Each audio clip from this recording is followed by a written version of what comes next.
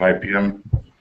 First item on the agenda, no, there's no addition, we can't add any additions. First item on the agenda is the adoption of the agenda. Move to adopt. All in favor? Carried.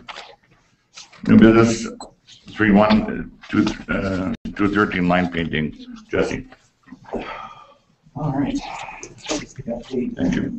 Following the tender closed yesterday. Thank you. Thanks, Jesse. Thanks. Josh is here, students.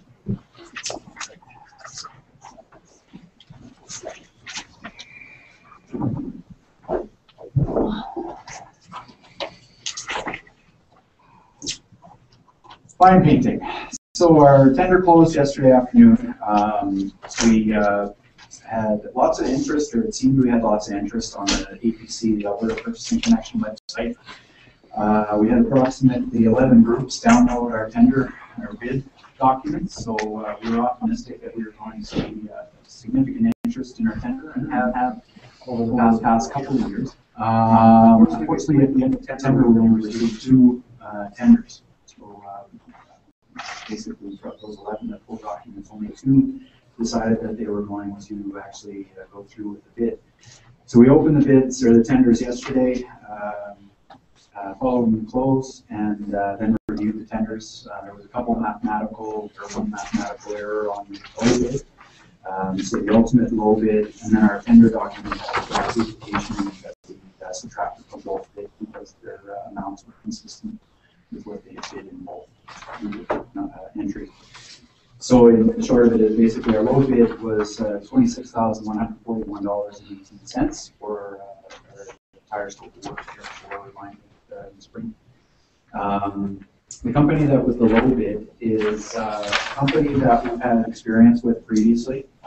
It's a company called Line West Limited. They've also been known as Pirate Line Painting. They've also been known as SPM, or at least their principal has been in and their involvement in downtown.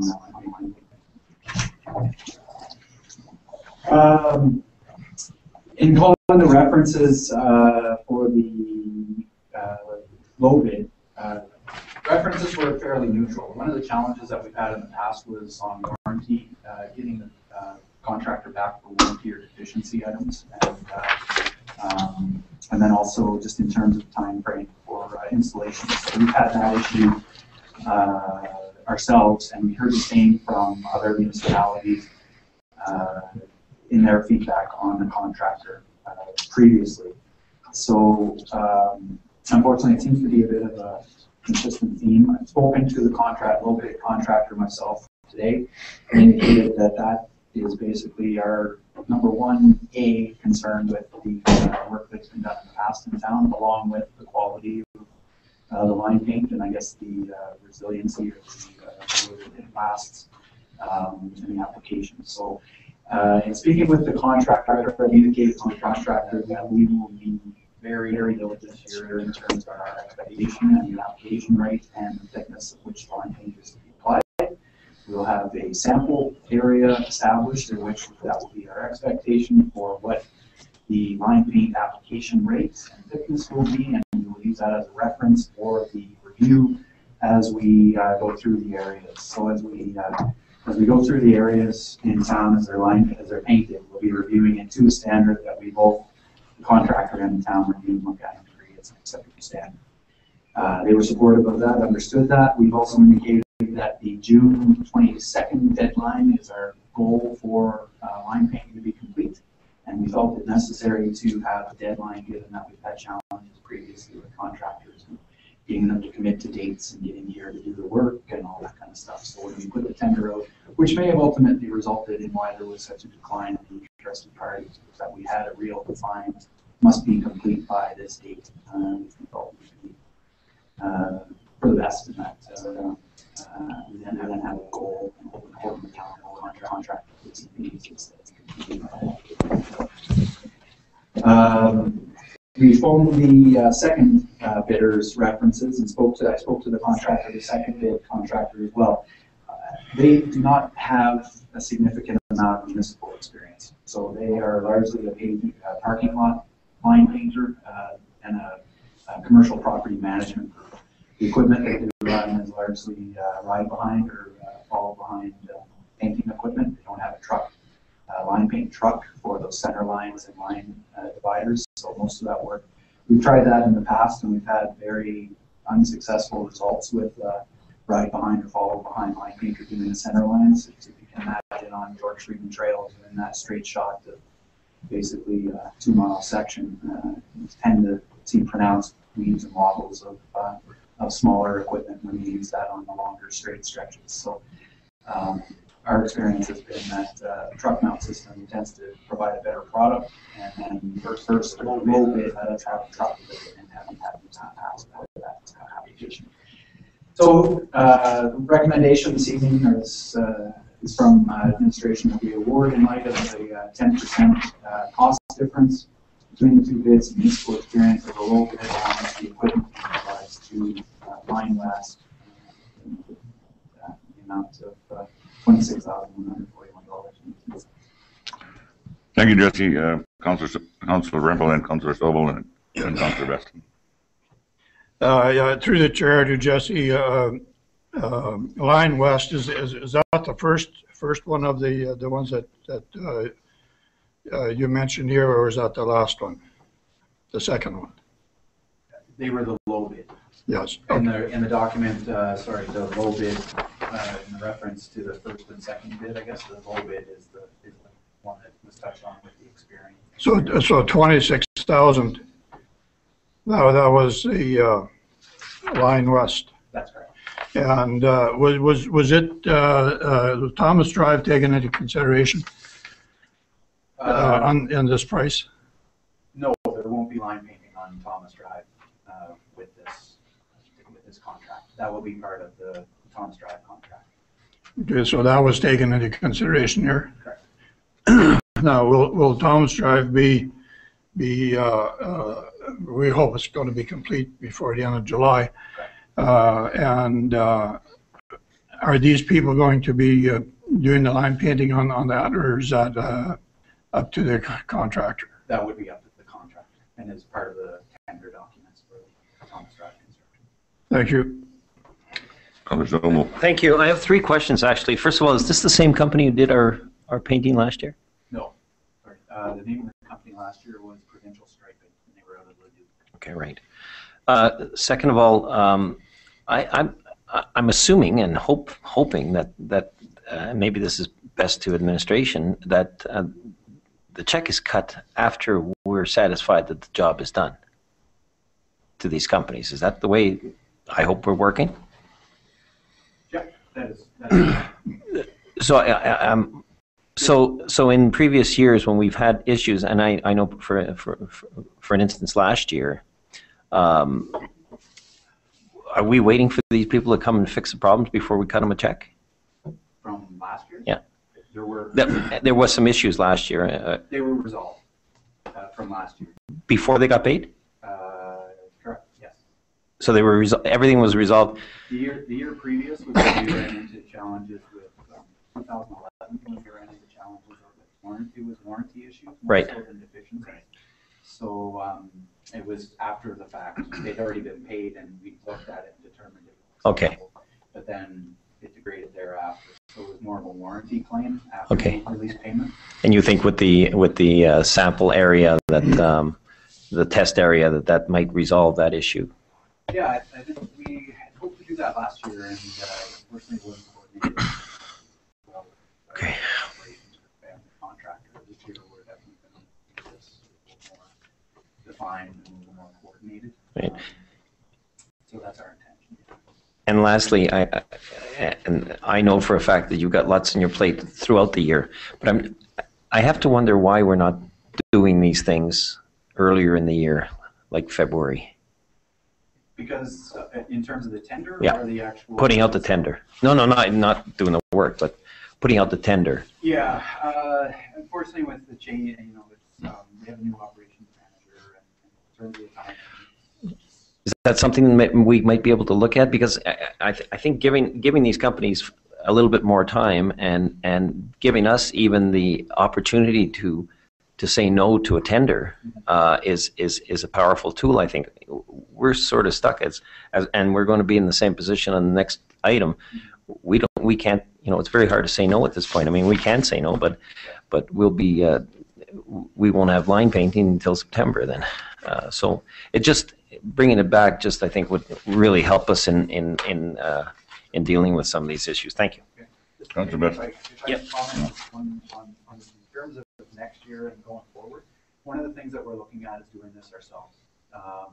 I spoke to a few municipalities today as part of the due diligence on our reference checks. And what a number of municipalities are doing these days is, because we are adjacent to Highway 1 and 870, Volker 7 do the line painting for those highways. They have truck units that they use for the line, and then they have hand crews that go out and do the crosswalks and the stop bars and all that stuff. But they use the truck mount units for the center lines and the line dividers. And what other municipalities are seeing is if you stick to the center lines and the line dividers with the truck mount unit from Volker, the bill-out rates are actually very reasonable and less than what we've seen with our own contractor.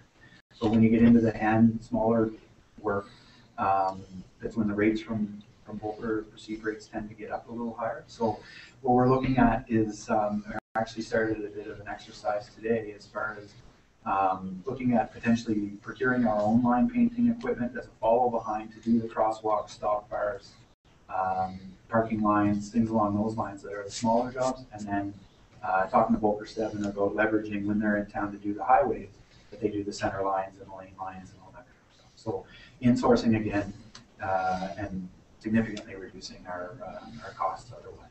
Would that create a manpower issue, do you think? Well, what we see is typically we don't start the line painting until after we do the street sweeping.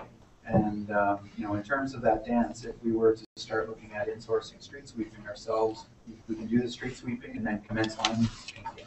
And so it gives us a transition from basically winter snow clearing, street sweeping, line painting, and we've got these identified tasks for our staff and our operations. Thank you. Councillor Best. Just a couple of things. One is to ease my own mind more than anything. You mentioned, like with Line West, that they've changed names numerous times. Do we have any idea why that would be? Yeah. It scares me when that happens. Yeah. No, I can get some history on that. Pirate, the name of the company Pirate, Which scares me all to death. Yeah. They were purchased, or they amalgamated with a company out of the States called SPM.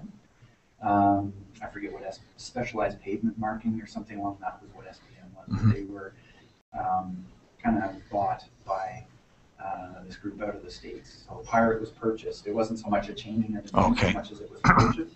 And then the previous owner to Pirate, didn't really, I guess he decided it wasn't the right direction for him as far as being part of a major corporation out of the States, and went back to having his own business. So he went from Pirate to SPM, and then he started it back into his own business partnership. Or something along those lines that now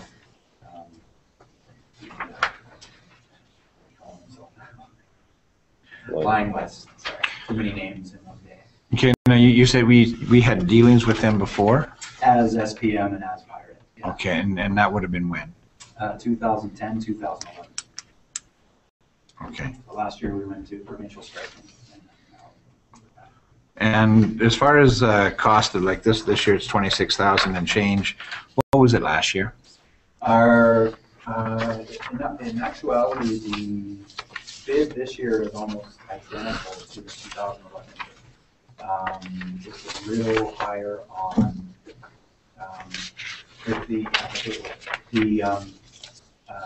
we did the annexation roadways, the George Freeman Trail and North Boundary roads post-annexation, because we had set the budget in the prior fall. We did those separately, but our overall contract for line painting was almost identical to what this is. I think there's about a 5% increase over 2011 rates, not 2012 rates. Okay, so, thank you. Our tenders, and that's with this contractor. Short answer, 2011 tender was 22,000. But our price dropped last year from what it was 2011. Okay, thank you. Your test site, will they know where it is? We'll define it together. And I assume it's going to be in a high traffic flow area. Yeah. And the quality of the paint. I mean, every year we've been telling you it's this and that. Yeah. I think they put on whitewash. Truthfully, I mean, it's you know, sometimes it's not there 2 weeks and it's all gone. Great. We asked them to, within the tender documents, we indicate the spec of the paint it has to meet, and now there's new rules around VOC. The basic controls on the environmental aspect of paint on the roadways.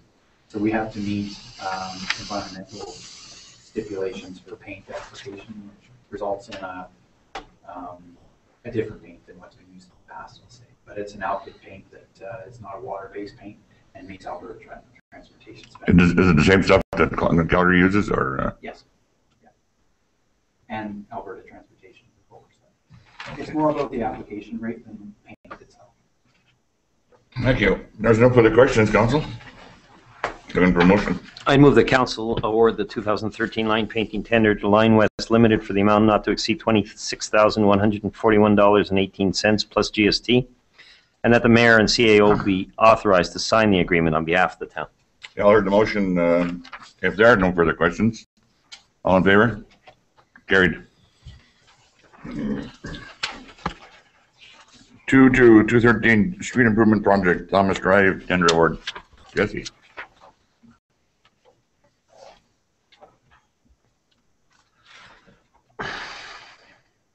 This is just an update following the detailed review by our engineers, our staff.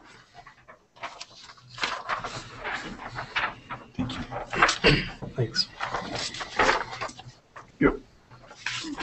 Just for council's information, not a lot of major change to the agenda items from what's in the packages, just a small mathematical error on the third low bid, which resulted in them actually moving to the second low bid, but still not the low bid for the project. So our Thomas Drive project, for construction on Thomas Drive, was tendered for a period of approximately 2 weeks, between May 5th and May 17th. The tender closed on May 17th. We also had optional site meetings here in the town for contractors to familiarize themselves with the site and working on expectations. We had 3 addendums to the tender as well, and all of the groups identified and acknowledged the receipt of the addendums at tender close. We've split the package into two, or the project into 2 packages. Package A, which consists of our original scope of work, basically from Park Lane Drive to Brentwood Drive West. And then we've added a second package, Package B, which would extend the project from Brentwood Drive West to Brent Boulevard within Thomas Drive. So our budget of $3 million that we had for the project was for the Package A from Park Lane Drive to Brentwood Drive West. And we put together the second package just to then have a quote or an estimate on the construction to continue the entire project north on Thomas Drive, basically all the way to Brent Boulevard. So at tender close, we received 4 tenders, and we did a preliminary review that indicated all the requirements of the tender had been met. The range from Package A consisted of basically just under $3 million at 2.99, up to 3.8 million just for Package A for that first scope of work. The estimates for Package B ranged from 581,000 up to 681,000, so we're a little more close in your estimates on Package B. And then the totals range basically from 3.5 to almost 4.5, so a significant difference between the low and the high bid for the overall difference of $1 million. We did determine after detailed review that everything met, all tenders met the criteria of the tenders. We did, like I mentioned, find a small mathematical error on the third lowest bid that resulted in the third bid becoming the second bid, but ultimately not changing the low bid, nor significantly really changing the difference between this low bid and the second bid. So based on the detailed review, based on the budget that we have for the approved budget, package A can be completed within budget for what's been tendered. We can complete package A. As a result, the recommendation this evening is obviously with that being a budget that we do package A, and then I've indicated to council that we do have pricing that is fairly reasonable for continuing the project into package B and continuing the project for all of Thomas Drive north of Brentwood Drive. Should council desire to continue with the project beyond Brentwood Drive. All it would be required, obviously, would be an increase to our project budget. We can't do it within the approved budget currently. So increasing the budget from $3 million to approximately $3.575 million to do the entire stretch of Thomas Drive from Parkland Drive to Thomas Drive or to Brent Boulevard. Councillor Hamilton. If we did do package A and package B, would both package A and package B be done prior to the August long weekend? We do have a commitment from the contractor that they are able to do both packages prior to the July 31st. Thank you. Councillor Best. Your Worship, I've waited approximately 7 years to have this finally come before us again to get it finished, and I think we would be very remiss if we did not do packages A and B together on this. To do part of it is just doing an injustice to our ratepayers. Any further comments or questions? If not, looking for. Question. I'll go ahead. A question through the chair to Jesse. How soon would they be able to start on this project? We would anticipate, in the event of an award this evening, we would contact the contractor immediately tomorrow morning and expect them to mobilize before the end of May with our discussions that we've had with the contractor. And how long would this work take to complete on given normal circumstances? Well, all of the tenders have indicated that they are able to complete the work within the July 31st timeframe.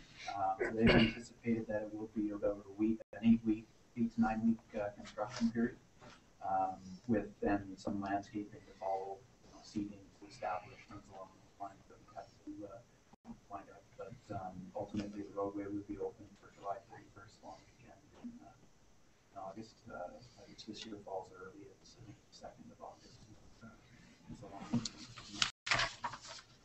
we put it July 31st, which doesn't leave us a lot of room in the event that Mother Nature throws us a couple curveballs with rain and whatnot. But ultimately, they do have dewatering plans within the tender documents, and they've all committed to doing that. So it's doable within an 8 week to 9 week construction period. One last question, and would they be working 7 days a week on it?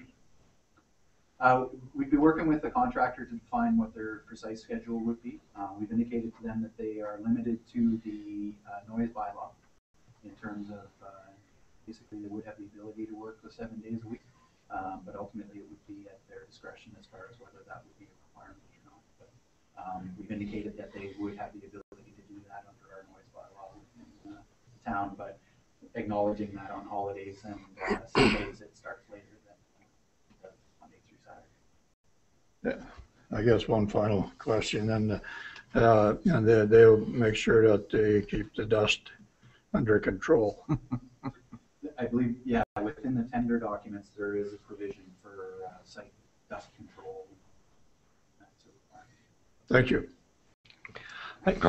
Thank you. I take it we've got this split up between A and B because B, or the portion north of Brentwood, does not require any deep services. It's just a repaving, is it? In terms of why it was split between the two, it was our road assessment program had previously identified that the section south, basically from Brentwood Drive to Centennial Drive, would be a structural overlay, and then south of Centennial Drive to Park Lane had underground replacement.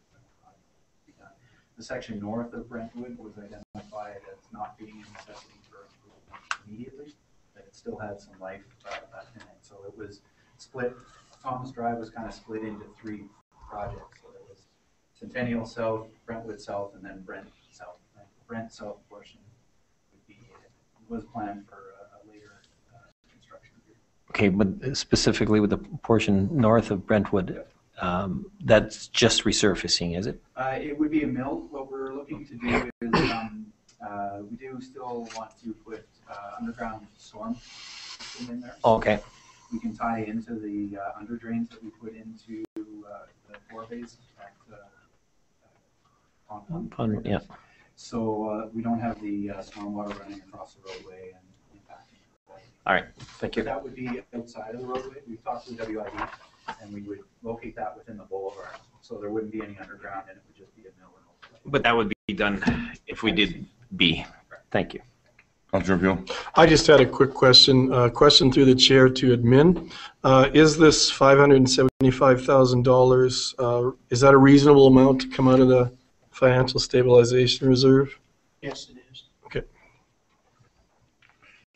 Thank you. No, I don't want to belabor the issue, but if this had been, let's say, back in January, we could be operating or doing the work right now, could we not? Good. Yeah. And I do agree with Councillor Sobel that they should be let earlier. Yeah. No, there's no further questions. Looking for 2 motions. Your worship, I would move that council award the 2013 street improvement project, Thomas Drive packages A and B, to North Star Contracting Limited in the amount not to exceed $3,573,676.70 plus GST, and that the mayor and the CAO be authorized to sign the agreement on behalf of our town. Don't we need a motion first, or does it matter? Or do we need 2 motions? Yeah, we need to. We need to. Yeah. Yeah, I don't know that the order matters. Okay. You all heard the motion. There's no further question. All in favor? Carried. I'd move the council increase the capital project budget for the 2013 street improvement project Thomas Drive to $3,575,000 with the additional $575,000 be drawn from the financial stabilization reserve. It's redundant. We already did the other motion. Sorry? Yeah. All in favor? Carried. Yeah, it'd be good if we repeated that. Motion for adjournment? Thanks, Jesse. Councillor Hamilton, all in favor? Carried.